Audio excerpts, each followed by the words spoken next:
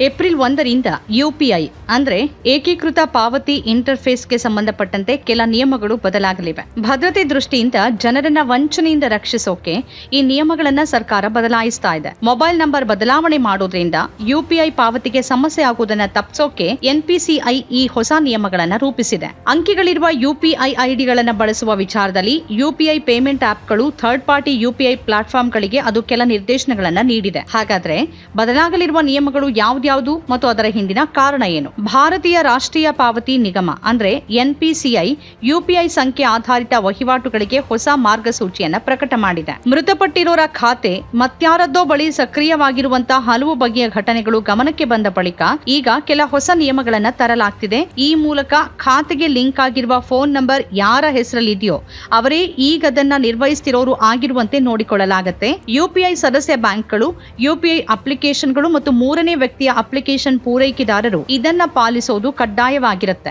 ವಿವಿಧ ಬ್ಯಾಂಕ್ಗಳ ಯುಪಿಐಗಳಿಗೆ ಈ ಸೂಚನೆಗಳನ್ನ ನೀಡಲಾಗಿದೆ. ವಾರಕ್ಕೆ ಒಂದು ಬಾರಿಯಾದ್ರೂ ಮೊಬೈಲ್ ಸಂಖ್ಯೆಯ ದಾಖಲೆಗಳನ್ನ ನವೀಕರಿಸಬೇಕಾಗತ್ತೆ.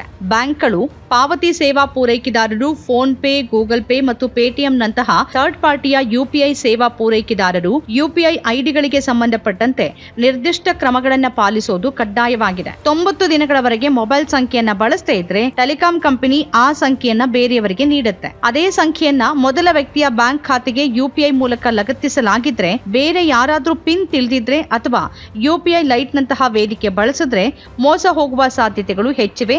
ಅಂದ್ರೆ ಆ ಸಂಖ್ಯೆ ಹೊಸದಾಗಿ ಯಾರಿಗೆ ನೀಡಲಾಗಿದೆಯೋ ಅವರು ನಿಮ್ಮ ಖಾತೆಯ ನಿಯಂತ್ರಣವನ್ನ ಪಡಿಬಹುದು. ಆದ್ರಿಂದ ಅಂಥವರಿಗೆ ಎನ್ಪಿಸಿಐ ಮೊಬೈಲ್ ಸಂಖ್ಯೆ ರದ್ದತಿ ಪಟ್ಟಿ ಅಂದ್ರೆ ಎಂಎನ್ಆರ್ಎಲ್ ಗಾಗಿ ಅವಕಾಶ ಕಲ್ಪಿಸುತ್ತೆ. ಅಂದ್ರೆ ನಿಷ್ಕ್ರಿಯ ಮೊಬೈಲ್ ಸಂಖ್ಯೆಗಳಿಗೆ ಲಿಂಕ್ ಮಾಡಲಾದ ಯುಪಿಐ ಐಡಿಗಳನ್ನು ಕೂಡ ನಿಷ್ಕ್ರಿಯಗೊಳಿಸಲಾಗುತ್ತೆ. ಇದಲ್ಲದೆ ನಿಮ್ಮ ಬ್ಯಾಂಕ್ ನೋಂದಾಯಿತ ಮೊಬೈಲ್ ಸಂಖ್ಯೆ ದೀರ್ಘಕಾಲದವರೆಗೆ ನಿಷ್ಕ್ರಿಯವಾಗಿದ್ರೂ ಕೂಡ ನಿಮ್ಮ ಸಂಬಂಧಿತ ಯುಪಿಐ ಐಡಿಯನ್ನ ಲಿಂಕ್ ಮಾಡಲಾಗೋದಿಲ್ಲ. ಇಂತಹ ಅಡೆತಡೆಗಳನ್ನ ತಪ್ಪಿಸೋಕೆ ಬ್ಯಾಂಕ್ ಗ್ರಾಹಕರು ಬ್ಯಾಂಕ್ಗಳಲ್ಲಿ ನೋಂದಾಯಿಸಲಾದ ತಮ್ಮ ಮೊಬೈಲ್ ಸಂಖ್ಯೆಗಳು ಸಕ್ರಿಯವಾಗಿದೆಯಾ ಅನ್ನೋದನ್ನ ಖಚಿತಪಡಿಸಿಕೊಳ್ಬೇಕು. ಜೊತೆಗೆ ಹೊಸ ಸಂಖ್ಯೆ ಇದ್ದಲ್ಲಿ ಅದನ್ನ ನವೀಕರಿಸಬೇಕು. ನಿಮ್ಮ ಮೊಬೈಲ್ ನಂಬರ್ ನಿಷ್ಕ್ರಿಯಗೊಂಡಿದ್ರೆ ಅಥವಾ ಬೇರೆ ನಂಬರ್ಗೆ ಬದಲಾಯಿಸಿಕೊಂಡಿದ್ರೆ ಅದನ್ನ ಬ್ಯಾಂಕ್ ನಲ್ಲಿ ಅಪ್ಡೇಟ್ ಮಾಡಬೇಕು. ಇಲ್ಲದೆ ಇದ್ರೆ ನಿಮ್ಮ ಯುಪಿಐ ಸರ್ವಿಸ್ ಸಿಗೋದಿಲ್ಲ. ನೀವು ಅಪ್ಡೇಟ್ ಮಾಡಿದ ಮೊಬೈಲ್ ನಂಬರ್ ಅನ್ನ ಬ್ಯಾಂಕ್ ಮತ್ತು ಯುಪಿಐ ಆಪ್ಗಳು ಪ್ರತ್ಯೇಕ ಡೇಟಾಬೇಸ್ ನಲ್ಲಿ ಅಪ್ಡೇಟ್ ಮಾಡುತ್ತೆ. ನೀವು ಹೊಸ ಫೋನ್ ಸಂಖ್ಯೆಯನ್ನ ಬ್ಯಾಂಕ್ ಖಾತೆಯೊಂದಿಗೆ ಅಪ್ಡೇಟ್ ಮಾಡದೇ ಇದ್ದಲ್ಲಿ ನಿಮ್ಮ ಖಾತೆಯನ್ನ ಪ್ರವೇಶಿಸೋಕೆ ಸಾಧ್ಯ ಆಗೋದಿಲ್ಲ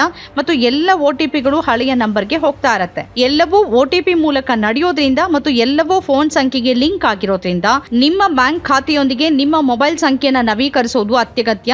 ಸಂಖ್ಯೆ ಬದಲಾಗಿದ್ರೆ ಹೊಸ ಸಂಖ್ಯೆಯನ್ನ ಬ್ಯಾಂಕಿನಲ್ಲಿ ತ್ವರಿತವಾಗಿ ನೋಂದಾಯಿಸಬೇಕಾಗತ್ತೆ. ಹಳೆಯದನ್ನ ಬಳಸ್ತಿಲ್ಲ ಅಂತ ನಿರಾಳವಾಗಿರುವಂತಿಲ್ಲ. ಯಾಕಂದ್ರೆ ಬ್ಯಾಂಕಿನಲ್ಲಿ ಹಳೆಯ ಸಂಖ್ಯೆ ಇದೆ. ಬ್ಯಾಂಕಿನ ಎಲ್ಲ ಮಾಹಿತಿ ಮತ್ತು ಎಲ್ಲ ಸಂದೇಶಗಳು ಹಳೆಯದಕ್ಕೆ ಹೋಗುತ್ತೆ. ವಂಚನೆ ನಡೆದ್ರೆ ಆ ಮಾಹಿತಿನೂ ಹಳೆಯ ಸಂಖ್ಯೆಗೆ ಹೋಗುತ್ತೆ. ಹಾಗಾಗಿ ಬ್ಯಾಂಕ್ ಖಾತೆಯೊಂದಿಗೆ ನಿಮ್ಮ ಹೊಸ ಮೊಬೈಲ್ ಸಂಖ್ಯೆ ಅಪ್ಡೇಟ್ ಮಾಡಬೇಕು. ಅಲ್ಲದೆ ಬ್ಯಾಂಕ್ ಖಾತೆಯೊಂದಿಗೆ ನೋಂದಾಯಿತ ಸಂಖ್ಯೆಯನ್ನ ಬಳಸ್ತಾನೆ ಇರೋದು ಮುಖ್ಯ. ಆಗ ಯುಪಿಐ ಸೇವೆಗಳ ಮೇಲೆ ಅಡೆತಡೆ ಉಂಟಾಗೋದಿಲ್ಲ. ಜನರನ್ನ ವಂಚನೆಯಿಂದ ರಕ್ಷಿಸೋಕೆ ಇದು ಬಹಳ ಮುಖ್ಯವಾದ ಹೆಜ್ಜೆಯಾಗಿದೆ. ಎರಡನೇದಾಗಿ ಡಿಜಿಟಲ್ ಇಂಟೆಲಿಜೆನ್ಸ್ ಪ್ಲಾಟ್ಫಾರ್ಮ್. ಇದು ಬ್ಯಾಂಕ್ಗಳು ಮತ್ತು ಪಾವತಿ ಸೇವಾ ಪೂರೈಕೆದಾರರು ತಮ್ಮ ಡೇಟಾವನ್ನ ಸುರಕ್ಷಿತವಾಗಿಡೋಕೆ ಮತ್ತು ನವೀಕರಿಸೋಕೆ ಬಳಸುವ ವೇದಿಕೆ ಆಗಿರುತ್ತೆ. ಮೂರನೇದಾಗಿ ಪ್ರತಿ ವಾರ ಡೇಟಾವನ್ನ ನವೀಕರಿಸೋದು. ಬ್ಯಾಂಕ್ಗಳು ಪೇಮೆಂಟ್ ಸರ್ವಿಸ್ ನೀಡುಗರ ಮೊಬೈಲ್ ನಂಬರ್ ರಿವೋಕೇಶನ್ ಪಟ್ಟಿ ಅಥವಾ ಡಿಜಿಟಲ್ ಇಂಟೆಲಿಜೆನ್ಸ್ ಪ್ಲಾಟ್ಫಾರ್ಮ್ ಅನ್ನ ಬಳಸಿ ಪ್ರತಿ ವಾರ ಡೇಟಾಬೇಸ್ ಅಪ್ಡೇಟ್ ಮಾಡಬೇಕು. ಮೊಬೈಲ್ ನಂಬರ್ ನಿಷ್ಕ್ರಿಯಗೊಂಡಿದ್ರೆ ಆ ನಂಬರ್ ಅನ್ನ ಡೇಟಾಬೇಸ್ ನಲ್ಲಿ ಅಪ್ಡೇಟ್ ಮಾಡಬೇಕು. ಎನ್ಪಿಸಿಐ ಏನ್ ಹೇಳ್ತಾ ಇದ್ರು ಅದು ನಮ್ಮ ಸುರಕ್ಷತೆಗಾಗಿ, ನಮ್ಮ ಹಿತಾಸಕ್ತಿಗಾಗಿ ತೆಗೆದುಕೊಂಡ ನಿರ್ಧಾರಗಳು ಅನ್ನೋದನ್ನ ಗಮನದಲ್ಲಿ ಇಟ್ಕೊಳ್ಬೇಕು. ನಮ್ಮ ಕಾರ್ಯಕ್ರಮಗಳನ್ನ ನೀವು ನೋಡ್ತಾ ಇದ್ರೆ ನಮ್ಮ ಚಾನೆಲ್ ಅನ್ನ ಸಬ್ಸ್ಕ್ರೈಬ್ ಮಾಡಿ, ಪಕ್ಕದ ಬೆಲ್ ಐಕಾನ್ ಒತ್ತಿ ನಮ್ಮನ್ನ ಬೆಂಬಲಿಸಿ. ಹಾಗೆ ನಮ್ಮ ಕಾರ್ಯಕ್ರಮಗಳನ್ನ ಲೈಕ್ ಮಾಡಿ, ಕಮೆಂಟ್ ಮಾಡಿ, ಅದನ್ನ ಬೇರೆಯವರಿಗೂ ವಾಟ್ಸ್ಆಪ್ ಮೂಲಕ ಶೇರ್ ಮಾಡಿ. ನೀವು ಹೀಗೆ ಮಾಡಿದಾಗ ನಮ್ಮ ಚಾನೆಲ್ ಇನ್ನಷ್ಟು ಮತ್ತಷ್ಟು ಜನರಿಗೆ ತಲುಪಲು ನೀವು ನಮ್ಮೊಂದಿಗೆ ಸಹಕರಿಸಿದ ಹಾಗಾಗುತ್ತೆ. ಇದು ನೀವು ಯಾವುದೇ ಖರ್ಚಿಲ್ಲದೆ ಕೆಲವೇ ಸೆಕೆಂಡುಗಳಲ್ಲಿ ನೀಡಬಹುದಾದ ಸಹಕಾರ. ಧನ್ಯವಾದಗಳು.